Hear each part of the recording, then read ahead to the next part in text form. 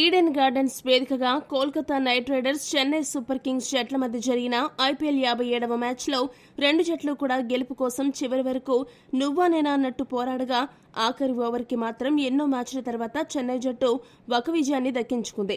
ఈ మ్యాచ్లో సీఎస్కే 2 వికెట్ల తేడాతో కోల్కతాపై విజయం సాధించింది. ఈ గెలుపు వల్ల చెన్నైకి కలిగిన లాభమేమీ ఉండదు. కేవలం వారు పరువు కోసం ఆడడం తప్ప ఇంకేమీ మిగల్లేదు ఈ సీజన్లో. కానీ కోల్కతా పరిస్థితి అలా కాదు. ప్లే ఆఫ్స్ లో ముందుకు వెళ్లాలంటే గెలవక తప్పని మ్యాచ్లో కోల్కతా ఓడిపోయి వారి అవకాశాలను దారుణంగా దెబ్బతీసుకుంది.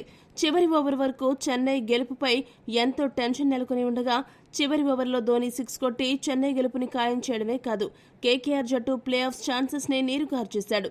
కోల్కతా జట్టు ఓటమితో ఒక్కసారిగా పంజాబ్, ముంబై, ఢిల్లీ జట్లు ఊపిరి పీల్చుకున్నాయి. అందుకు కారణాలు లేకపోలేదు.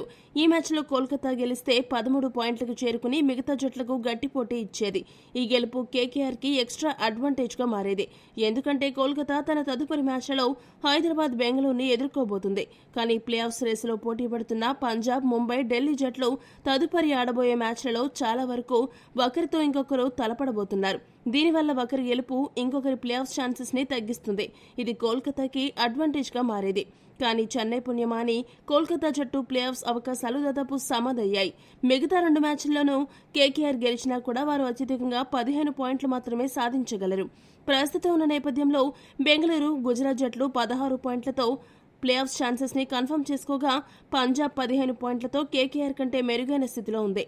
ఇక 4వ స్థానం కోసం రేసులో ఉన్న జట్లు కూడా కోల్కతా కంటే మెరుగైన పాయింట్స్ ఉన్నాయి. చేతిలో మ్యాచ్లున్నాయి. కాబట్టి కోల్కతా జట్టు ఏదైనా అద్భుతం జరిగితే తప్ప ప్లే ఆఫ్స్ కి చేరుకునే అవకాశమే లేదు. అలా చెన్నై జట్టు గెలిచి పంజాబ్, ముంబై, ఢిల్లీకి చాలా హెల్ప్ చేసింది. అదే సమయంలో లక్నో జట్టు కూడా చాలా వరకు ఊపిరి పీల్చుకుంది. ఈ వీడియో గనక మీకు నచ్చినట్టయితే లైక్, షేర్, కామెంట్ చేయండి. మరిన్ని స్పోర్ట్స్ అప్డేట్స్ కోసం మా ఛానల్ సబ్స్క్రైబ్ చేసుకోండి.